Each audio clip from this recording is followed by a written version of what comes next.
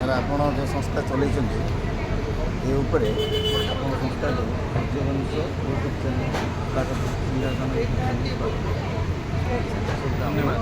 ଆପଣଙ୍କର ଜଗନ୍ନାଥ ଧାମରେ ଆଜି ଯେଉଁ ପ୍ରୋଗ୍ରାମ କରୁଛନ୍ତି ମାନେ ଚକ୍ଷୁ ଶିବିରରେ ଲୋକଙ୍କୁ ଆପଣ ଚଷମା ଯୋଗାଉଛନ୍ତି, ସବୁ ସେବା ଦେଉଛନ୍ତି, ଏହାର ମୁଖ୍ୟ ଉଦ୍ଦେଶ୍ୟ କ'ଣ ଆପଣଙ୍କର?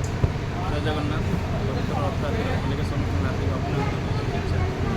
ଆମର care Netram board vision India foundation Puri ରଥଯାତ୍ରାରେ ଏକ ମେଗା ଆଇ କ୍ୟାମ୍ପ କରୁଛି, ଯେଉଁଥିରେ କି ଲକ୍ଷ ଲକ୍ଷ ଲୋକଙ୍କୁ ଭକ୍ତମାନେ ଆସୁଛନ୍ତି।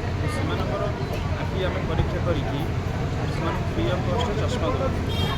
ତାପରେ ଲୋକଙ୍କର ଯେପରି ମୋତିଆବିନ୍ଦୁ ହେଲା ତ ସେମାନଙ୍କୁ ଆମେ କ'ଣ କରୁଛୁ ନା ଆମର ପାଟଣା ହସ୍ପିଟାଲ ଅଛି, ସେମାନଙ୍କୁ ଆମେ ରେଫର କରିକି ଅପରେସନ୍ ଫ୍ରି ଅଫ୍ କଷ୍ଟ। ତ ଏଇଠି ଆମର ଏଇ ଶିବିରଟି 10 ଦିନ ହେଲା ଚାଲିବ। ଆଜି ହେଲେ 8 ଦିନ ହେଇଗଲାଣି। ତ ଆହୁରି 2 ଦିନ ଆମେ 26 ତାରିଖ ପର୍ଯ୍ୟନ୍ତ ଏଇ ଶିବିରଟି ଚାଲିବ। ପର୍ ଡେ ଆମେ 1000ରୁ 1200 ଲୋକଙ୍କୁ ଆଇ ସ୍କ୍ରିନିଂ କରୁଛୁ। 800ରୁ 900 ଲୋକଙ୍କୁ ଚଷମା ସାଙ୍ଗେ ସାଙ୍ଗେ ସେମାନେ ଫ୍ରି ଅଫ୍ କଷ୍ଟରେ ନେଇକି ଯାଇପାରୁଛୁ କରାହେଉଛି। ଏଇ ଶିବିରରେ ବହୁତ ଭଲ ଲାଗୁଛି। ଲୋକଙ୍କର ସ୍ୱାସ୍ଥ୍ୟ ନେଇକି କାମଟା ଆମର ହେଉଛି ଜଗନ୍ନାଥଙ୍କ ଆଶୀର୍ବାଦରୁ। ଆଉ କ'ଣ ଭବିଷ୍ୟତରେ ଏଇଠି କ'ଣ ପ୍ରୋଗ୍ରାମ୍ ଅଛି କି ଆପଣ ବ୍ରାଞ୍ଚ ଖୋଲିବା ପାଇଁ? ସେଟା ତ ବ୍ରାଞ୍ଚ ଖୋଲିବାର ଭବିଷ୍ୟତରେ ଆମର ପୁରୀ ଧାମ ଅଛି। ଜଗନ୍ନାଥ ଧାମ ଜଗନ୍ନାଥ ଧାମରେ ଗୋଟେ କ୍ଲିୟର ଅଛି।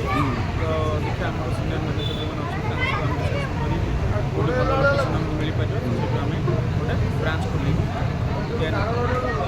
ଏମିତି ଲୋକମାନେ ସୁବିଧା ପାଇପାରିବେ, କମ୍ ଦାମରେ ଚଷମା ଆଣିପାରିବେ। ଗୋଟେ ସଷ୍ଟେନେବଲ୍ ଷ୍ଟୋର୍ ଗୋଟେ ବନେଇବୁ। ଆଉ ଆପଣଙ୍କର ବହୁତ ଶୁଭେଚ୍ଛା। ସେବା ଏମିତି ଚାଲୁ ରହୁ। ଆଉ କୃଷକ ବନ୍ଧୁ ଆମର ଯେଉଁ ନେତ୍ର ଏ ନିଃଶୁଳ୍କ ଚକ୍ଷୁ ପରୀକ୍ଷା ଶିବିର ଆଜି ହେଇଛି। ଆଜିକି 10 ଦିନ ହେଲା ସେ ପ୍ରୋଗ୍ରାମ୍ କରିଛନ୍ତି ଆଉ ଲୋକଙ୍କର ସେବା ଦେଉଛନ୍ତି।